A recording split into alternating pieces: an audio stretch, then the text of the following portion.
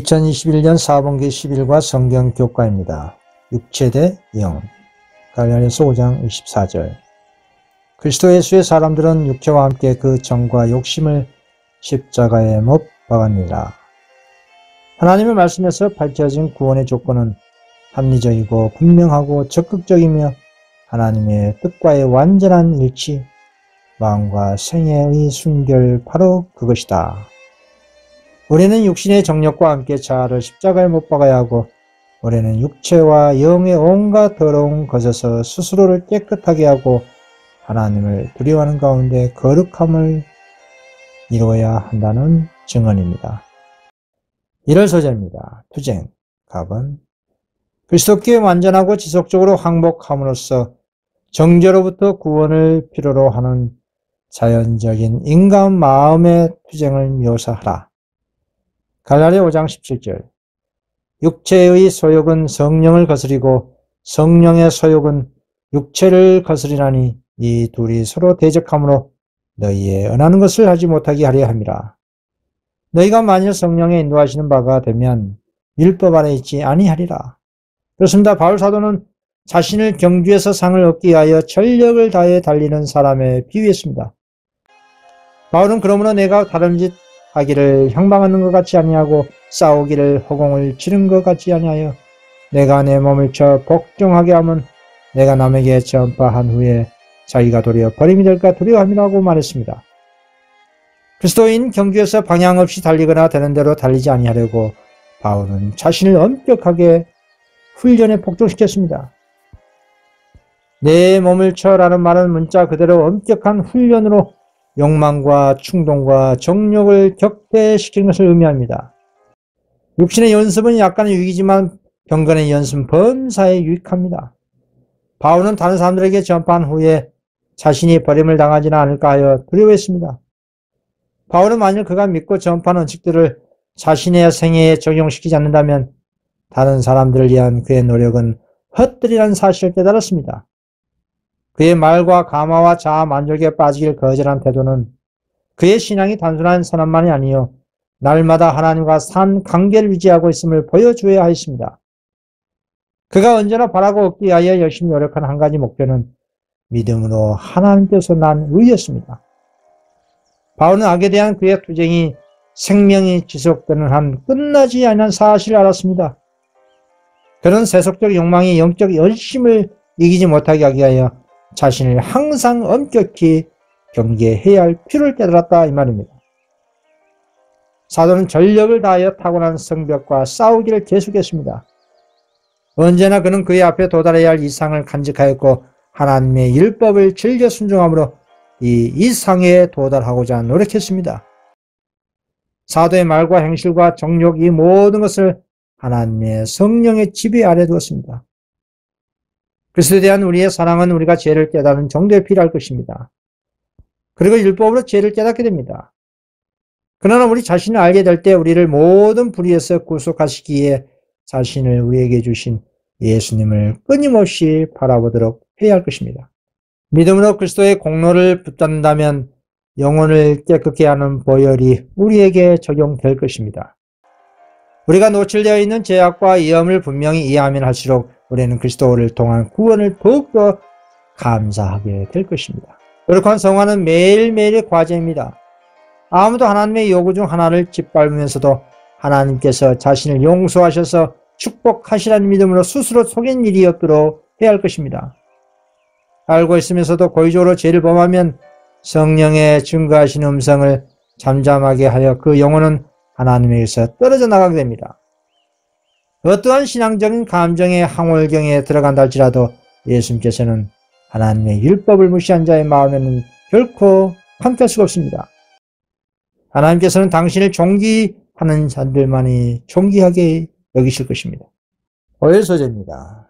육체의 일, 갑은 바울이 언급한 육체의 일을 말하고 우리가 그 일에 대해 심각하게 경고해야 하는 이유를 설명하라. 갈라디아 5장 19절. 육체의 일은 현저하니 곧 음행과 더러운 것과 호색과 우상 숭배와 술수와 언술 맺는 것과 분쟁과 시기와 분냄과 당 짓는 것과 불리함과 이단과 투기와 술 취함과 방탕함과 또 그와 같은 것들이라 전에 너에게 경계한 것 같이 경계하노니 이런 일을 하는 자들은 하나님의 나라를 유업으로 받지 못할 것이요. 그렇습니다. 예수님께서는 우리의 죄의 형벌을 담당하시고 아버지의 얼굴에서 예면당하셨습니다. 그리하여 마침내 그분의 심장은 터지고 그분의 생명은 부서졌습니다. 이처럼 큰 희생으로서 마련된 속죄에 동참하기를 거절한 자는 누구나 자기 자신이 그 죄책을 지고 범죄의 형벌을 감당하지 않으면 안 될 것입니다. 그리스도의 생애는 하나의 싸움입니다. 그러나 얻어야 할 승리는 인간의 힘으로 얻어지지 않습니다. 그 싸움의 장소는 곧 마음입니다. 우리가 싸워야 할 싸움, 인류가 지금껏 싸운 가장 큰 싸움은 자아를 하나님의 뜻에 굴복시키는 것입니다. 곧 마음을 사랑의 주권에 바치는 것입니다. 혈통으로나 육적으로나 내 본성으로는 하나님의 나라를 유업으로 받을 수가 없습니다. 유전적 성향 곧 이전 습관을 버리지 않으면 안 됩니다. 영적 왕국에 들어가려고 하는 사람은 암흑의 왕국의 세력을 등에 업고 있는 거듭나지 않은 본성에서 나오는 모든 능력과 정욕이 자신을 대항하여 싸우고 있다는 사실을 깨닫게 될 것입니다. 이기심과 교만은 저희를 제약적인 것으로 지적해 주는 것은 무엇이나 대항하여 싸우게 될 것입니다. 우리는 지배권을 쟁취하기 위해 애쓰는 악한 욕망과 습관을 스스로 힘으로 이길 수 없습니다. 우리는 우리를 속박하고 있는 강력한 원수를 정복할 수가 없습니다. 오직 하나님께서만 우리에게 승리를 주실 수 있으며 그분께서는 우리가 자아와 또 자신의 의지와 습관을 정복하기를 바라십니다. 그러나 그분께서는 우리의 동의와 협력이 없으면 우리 마음속에서 역사하실 수가 없습니다. 성령은 사람에게 주어진 기능과 능력을 통해 일하십니다. 나아버립니다.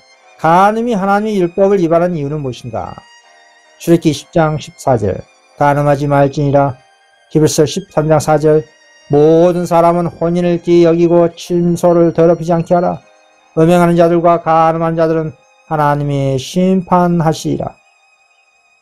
간음하지 말지라는 이 계명은 음란한 행위를 금지할 뿐 아니라 유격적인 생각과 욕망을 물론 그것들을 자극하는 경향이 있는 어떠한 행위도 금하고 있습니다. 외부에 나타난 생활에서뿐만 아니라 마음의 은밀한 의도와 감정에까지도 순결이 요구되고 있습니다. 하나님의 율법의 언대한 의무를 가르치신 그리스도께서는 사악한 생각이나 눈길도 불법한 행위와 마찬가지로 죄가 된다고 선언하셨습니다. 다음입니다. 음행과 그로 이어지는 부정함과 음탕함에 대해 무엇을 깨달아야 하는가? 고린도전서 6장 18절 음행을 피하라. 사람이 범하는 죄마다 몸 밖에 있거니와 음행하는 자는 자기 몸에게 죄를 범하니라. 마태복음 5장 27절 또 간음치 말라 했다는 것을 너희가 들었으나 나는 너희에게 이르노니 여자를 보고 음욕을 품는 자마다 마음에 이미 간음하니라.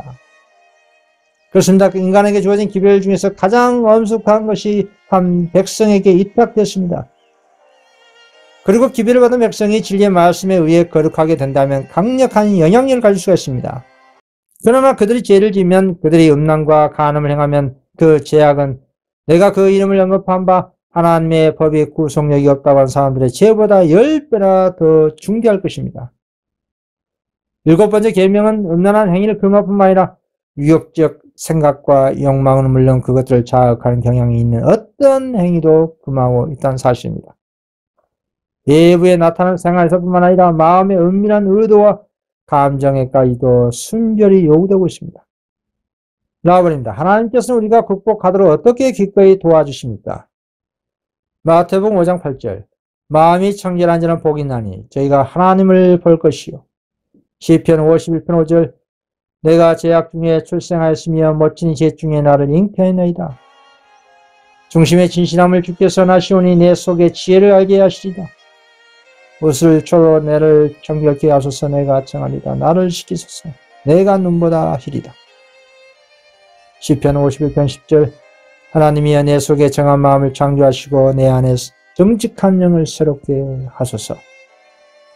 그렇습니다. 보혜사는 진리의 성령이라고 불리고 그분의 이런 진리를 밝히고 보존하는 것입니다. 그분께서는 먼저 진리의 성령으로 마음 가운데 거하시며 그리하여 보혜사가 되십니다. 진리 가운데는 이안과 평화가 있으나 거짓 속에서는 참된 평화와 이해를 찾을 수가 없습니다. 거짓 교리와 유전을 통하여 사단은 마음을 지배하는 세력을 얻습니다. 그런 사람들을 거짓 표준으로 인도함으로 품성을 일그러지게 합니다. 성령께서는 성경 말씀을 통하여 마음에 말씀하시고 진리를 심령에 깊이 새기십니다. 이와 같이 성령께서는 잘못을 드러내고 심령에서 그것들을 내쫓으십니다. 그리스도께서는 하나님의 말씀을 통하여 역사하시는 진리의 성령으로 말미암아 당신의 택하신 백성을 자기에게 복종하게 하십니다. 성령은 예수님께서 당신의 백성을 높이게 하여 아버지께 간청할 수 있는 모든 선물 중에 가장 고상한 선물이었습니다. 성령은 갱생시키는 주선자로서 주어져야 했으므로 이분이 없이는 그리스도의 희생은 아무 소용도 없을 것입니다. 악의 세력은 여러 세기 동안 강해졌기 때문에 죄는 신성의 제3위의 강력한 작용을 통해서만 물리칠 수 있고 이겨낼 수가 있습니다. 성령은 마음을 순결하게 만드시며 성령을 통하여 신자는 거룩한 품성을 나누어 가진 자가 됩니다. 8소제입니다. 육체의 일. 왜 어떤 것을 우상화하는 것이 잘못된 것인가? 출애굽기 10장 6절. 하나님이 이 모든 말씀으로 일러 가라사대 나는 너를 애굽 땅 종 되었던 집에서 인도하여 낸 너의 하나님 여호와로다. 너는 나 외에는 다른 신들을 내게 있게 말지니라. 너를 위하여 새긴 우상을 만들지 말고 또 이로 하늘에 있는 것이나 아래로 땅에 있는 것이나 땅 아래 물속에 있는 것에 아무 형상이든지 만들지 말며 그것들에 절하지 말며 그것들을 섬기지 말라. 나 여호와 너희 하나님은 질투하는 하나님인즉 나를 미하는 자의 죄를 갚되 아비로부터 아들에게로 3, 4대까지 이르게 하거니와 나를 사랑하고 내 계명을 지킨 자에게는 1000대까지 은혜를 베푸니라. 성경에서 말하는 우상 숭배는 신상을 숭배하는 것만이 아니요 자신을 섬기는 것, 안인에 대한 사랑, 식욕과 정욕의 만족을 다 의미합니다. 골로새 3장 5절 그러므로 땅에 있는 지체를 죽이라. 곧 음란과 부정과 사욕과 악한 정욕과 탄심이니 탄심은 우상 숭배니라. 또한 하나님의 계명이 아닌 인간의 계명으로 고의적으로 가르치고 거기에 경배하는 것 또한 우상에게 절하는 것입니다. 사무엘상 15장 22절 사무엘이 가로되 여호와께서 번제와 다른 제사를 그 목소리 순종하는 것을 좋아하신 같이 좋아하시나이까? 순종이 제사보다 낫고 듣는 것이 수양의 기름보다 나으니 이는 거역하는 것은 사술이 죄와 같고 완고한 것은 사신 우상에게 절하는 죄와 같음이라. 왕이 여호와의 말씀을 버렸으므로 여호와께서도 왕을 버려 왕이 되지 못하게 하셨나이다. 나아버린다. 우리 하나님께서 항상 온갖 요술과 마법을 얼마나 미워하시는지에 대해 무엇을 알아야 합니까? 출애굽기 22장 18절 너는 무당을 살려두지 말지니라. 말라기 3장 5절 내가 심판하러 너에게 임할 것이라. 술술한 자기와 간음한 자기와 거짓 맹세한 자기와 돈끈에 삭스에 대하여 억울케 하며 가부와 고아를 압제하며 나그네를 억울케 하며 나를 경외치 않는 자들에게 속히 증거리라. 만군의 여호와가 말하였느니라. 계시록 21장 8절 그러나 두려운 자들과 믿지 아니한 자들과 흉악한 자들과 살인자들과 행음자들과 술객들과 우상 숭배자들과 모든 거짓말하는 자들은 불과 유황으로 타는 못에 참여하려니 이것이 둘째 사망이라. 그렇습니다. 현대 강신술과 여러 형태의 고대 요술과 우상 숭배는 모두 죽은 자와의 교통을 필수 불가결의 원칙으로 삼는 것으로 에덴에서 사단이 하와를 기만한 다음과 같은 최초의 거짓말에 근거를 두고 있습니다. 너희가 결코 죽지 아니하리라. 너희가 그것을 먹는 날에는 하나님과 같이 될 것을 하나님이 아십니다. 그것은 예나 지금이나 모두 거짓에 기인하고 있으며 동일하게 모두 다 사단에게서 유래된 것입니다. 하나님께서는 다음같이 말씀하셨으므로 이 문을 철저하게 폐쇄하셨습니다. 죽은 자는 아무것도 모르며 해 아래서 행하는 모든 일에 저희가 다시는 영원히 분복이 없느니라. 그 호흡이 끊어지면 흙으로 돌아가서 당연히 그 도무가 소멸하리로다. 그리고 하나님께서 이스라엘에게 다음같이 선언하셨습니다. 음란하듯 신접한 자와 박수를 추종한 자에게는 내가 진노하여 그를 그 백성 중에서 끊으리라. 신접한 자는 죽은 자의 영이 아니요 악한 천사 즉 사단의 사자였습니다. 우리가 범와 같이 죽은 자의 예배와 죽은 자와 교통하는 척하는 것으로 구성된 고대 우상 숭배를 성경에는 마귀의 예배라고 선언했습니다. 사도 바울은 자기 동포들을 어떤 모양으로든지 저의 이웃인 이교도의 우상 숭배에 가담하지 않도록 경고하기 위하여 대저 이방인의 제사하는 것은 귀신에게 하는 것이요 하나님께 제사하는 것이 아니니 나는 너희가 귀신과 교제하는 자 되기를 원치 아니하노라고 말했습니다. 다음입니다. 중오, 불화, 경결심, 분노, 투쟁, 난동, 시기 및 살인이 왜 그렇게 악한가? 요한일서 3장 15절 그 형제를 미하는 자마다 살인한 자니 산한 자마다 영생이 그 속에 거하지 않은 것을 너희가 아는 바라. 성경의 증거를 보자면 구주는 살인자가 마귀에게서 비롯됐음을 확실히 했고 그렇기 때문에 바울은 살인죄를 범한 자들이 하나님의 왕국을 상속할 수 없음을 기록했습니다. 이것은 살인이나 증오가 결코 용서를 받을 수 없다는 죄의 의미가 아니라 우리가 그러한 죄를 계속하여 품고 있는 동안에는 생명으로 들어갈 수 없음을 의미합니다. 라버린더 그리스도께서는 어떤 강력한 언어로 이단에 대해 정죄하셨습니까? 마태복음 15장 9절 사람의 계명으로 교훈 삼아 가르치니 나를 헛되이 경배하는도다 하니라. 요한복음 8장 44절 너희는 너희 아비 마귀에서 났으니 너희 아비의 욕심을 너희도 행하고자 합니다. 저는 처음부터 살인한 자여 진리가 그 속이었으므로 진리에 서지 못하고 거짓을 말할 때마다 제 것으로 말하나니 이는 저가 거짓말장이요 거짓의 아비가 되었습니다. 선지자는 다음과 같이 말했습니다. 다른 천사가 하늘에서 내려온 것을 보니 큰 건설을 가졌는데 그의 영광으로 땅이 환하였더라. 힘센 음성으로 외쳐가로되 무너졌다 무너졌다 큰 성 바벨론이여 귀신의 처소와 각종 더러운 영에 모이는 곳과 각종 더럽고 가증한 새의 모이는 곳이 되었다고 말했습니다. 이것은 계시록 14장 둘째 천사가 준 기별과 같은 것이었습니다. 모든 나라를 그 음행으로 인하여 진노의 포도주로 먹이던 자였으므로 큰 성 바벨론 무너진 것입니다. 여기서 말한 포도주는 무엇입니까? 그것은 바벨론의 거짓된 교리들을 의미합니다. 바벨론 세상 사람들에게 넷째 계명의 안식일 대신에 거짓된 안식일을 주었으며 사단이 에덴 동산에서 하와에게 처음으로 말한 바 영혼의 자연적인 불멸설의 거짓된 교리를 지금까지 반복하고 있습니다. 또한 바벨론은 그러한 종류의 많은 오류들을 널리 퍼뜨려 사람의 계명으로 교훈을 삼아 가르치고 있습니다. 예수님께서는 공중봉사의 생애를 시작하실 때 성전을 신성모독에 취해서 정결케 하셨습니다. 또한 주님의 마지막 봉사의 행위로서 성전을 두 번째로 깨끗게 하시는 일을 하셨습니다. 그처럼 세상을 경고하는 마지막 사업이 있었어도 당신의 교회에게 두 번에 걸쳐 뚜렷한 불심을 보내셨습니다. 둘째 천사의 기별을 무너졌다 무너졌다 큰 성 바벨론이여 모든 나라를 그 음행으로 인하여 진노의 포도주로 먹이던 자로다 하였습니다. 셋째 천사의 크게 외친 소리가 하늘에서 나오기를 내 백성은 거기서 나와 그의 죄에 참여하지 말고 그의 받을 재앙을 받지 말라.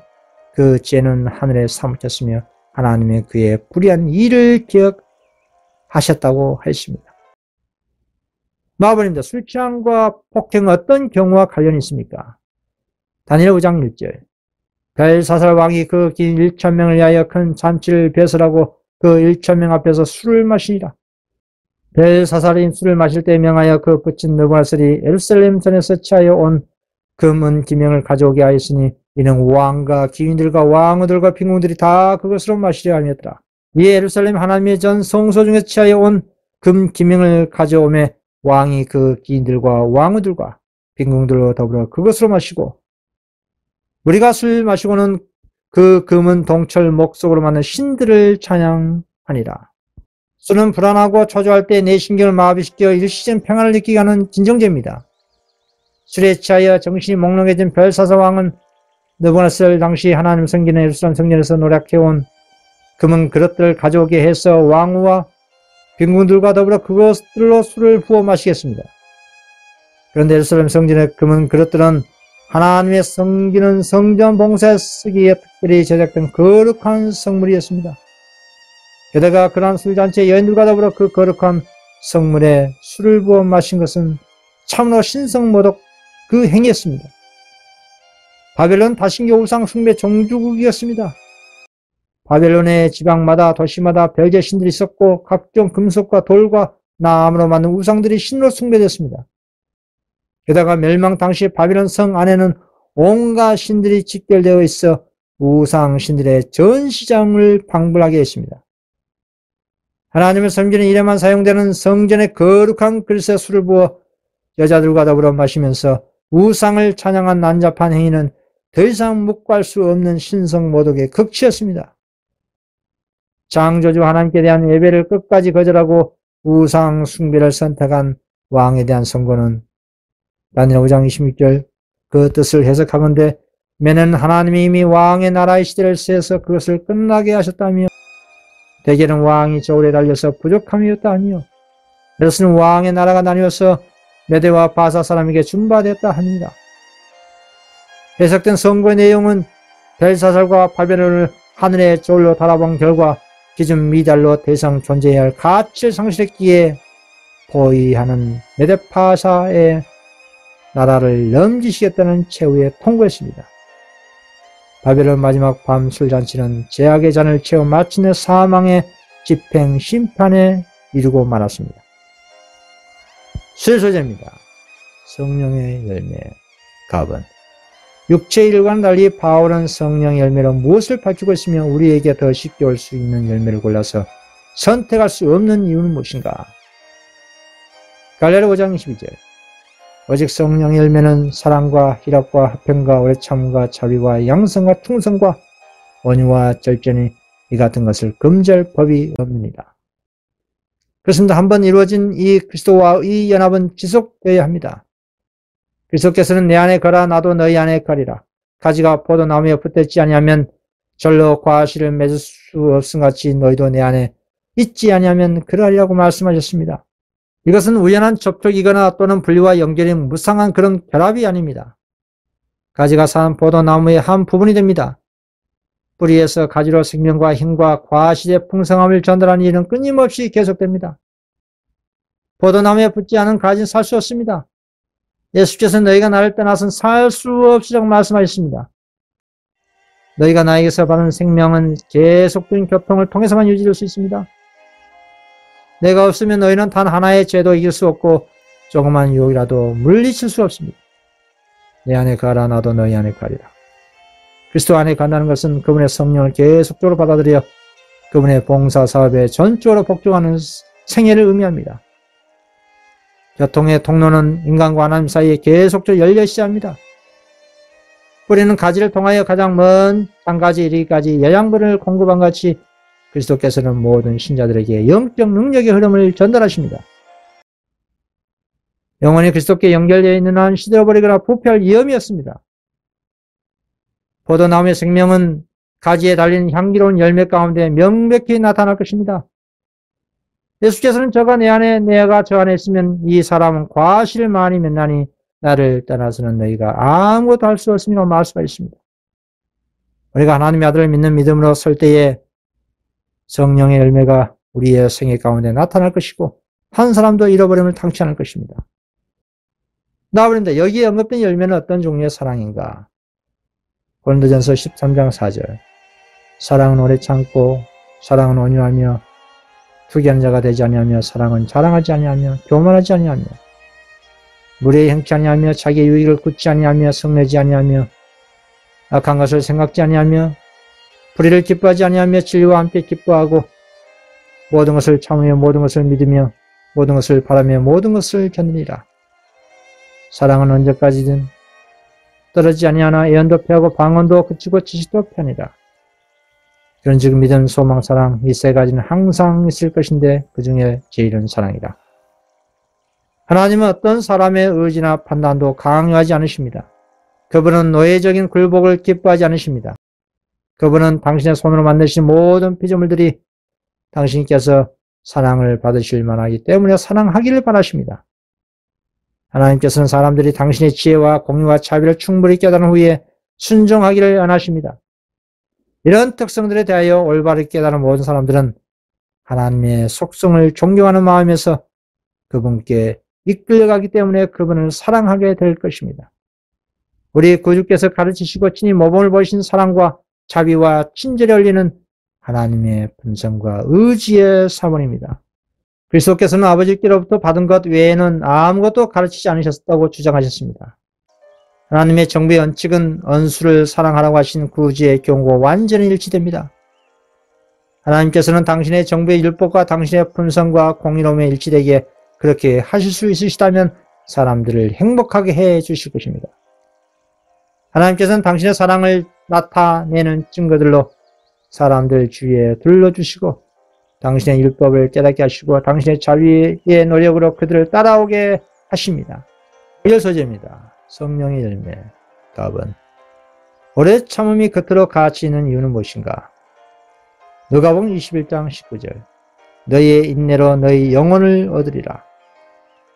히브리서 10장 36절 너희에게 인내가 필요하면 너희가 하나님의 뜻을 행한 후에 약속을 받기 위함이라. 계시록 14장 12절 성도들의 인내가 여기 있나니 저희는 하나님의 계명과 예수 믿음을 지키는 자니라. 온유와 부드러움, 인내, 오래 참은 쉽게 화를 내지 아니하고 모든 것을 참고 모든 것을 바라고 모든 것을 견딘 이와 같은 것들은 하나님께서 자라게 하시는 고귀한 사랑의 나무에서 성장하는 열매들입니다. 이 나무는 만일 영양을 공급받는다면 상록수로 판명될 것이고 그것은 불멸하며 영원하고 끊임없이 하늘의 이슬에 의하여 공급받을 것입니다. 사랑은 힘입니다. 지적 도덕적 힘이 이 원칙에 포함되고 그것으로부터 분리될 수가 없습니다. 순수한 사랑에 의해 이루어지는 것은 무엇이든지 사람이 보기에는 매우 작고 하찮으나 사실은 전적으로 풍부한 열매를 맺습니다. 왜냐하면 하나님께서는 얼마나 많은 양의 일을 했는가 보다 얼마나 많은 사랑을 행사했는가를 더 중요하시기 때문입니다. 거듭나지 아니한 마음은 하나님께서 기르신 사랑의 나무를 생기게 하거나 자라게 할 수가 없습니다. 이 나무는 그리스도께서 통치하실 때만 살며 번성합니다. 사랑은 행동이 없이는 살지 못하며 모든 행동은 사랑을 증가시키고 강화하고 확장할 것입니다. 논쟁과 건의가 무력해질 때 사랑은 승리를 얻게 될 것입니다. 진리의 사랑은 이익이나 보상을 위하여 일하지 않으나 하나님께서는 모든 사랑의 활동마다 그 확실한 결과로서 큰 유익이 따르도록 정하셨습니다. 나아버린도 온유함, 선함, 믿음, 절제가 모두 그리스도인에게 필수적인 이유는 무엇인가? 시편 18편 35절 주께서 또 주의 구원하는 방패를 내게 주시며 주의 오른손이 나를 붙들고 주의 온유함이 나를 크게 하셨나이다.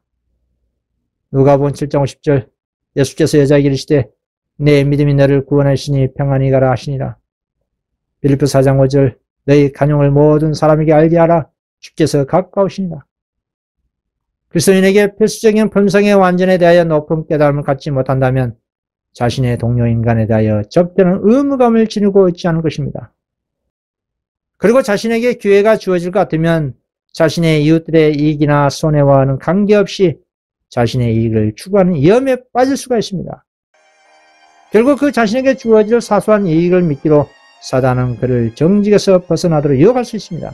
그의 안에는 그들이 영적으로 보살핌을 받기 전에 보다 더 높은 견지와 하나님의 생각과 뜻을 분별할 수 있는 위치에서 사물을 바라보고 그늘을 들이우는 대신에 빛을 비춰야 할 필요가 있는 사람들이 있습니다. 바로 우리는 영적 사물과 사단의 괴계를 분명히 분간하기 위하여 눈에 하늘의 안약을 받을 필요가 있습니다. 바아버린다. 온유함에 대해 우리는 무엇을 깨달아야 하며 어떻게 성령의 열매 전체를 나타낼 수 있는가? 마태복음 5장 5절 온유한 자는 복이 있나니 저희가 땅을 기업으로 받을 것이요. 온유는 고귀한 덕성으로서 조용히 고난을 당하고자 하고 시련을 견디고자 하는 것입니다. 온유는 오래 참고 어떤 환경 안에서도 행복해지기에 노력합니다. 온유는 언제나 감사하고 나름대로 행복의 노래를 지어내고 하나님을 향해 심령의 가락을 지어냅니다. 온유는 실망과 그릇된 것을 참아내고 보복하지 않습니다.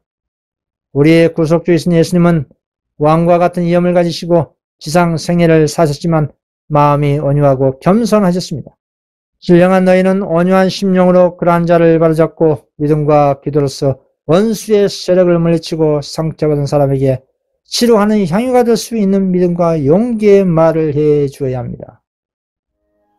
이만 성경 교과 공부 마치겠습니다. 감사합니다.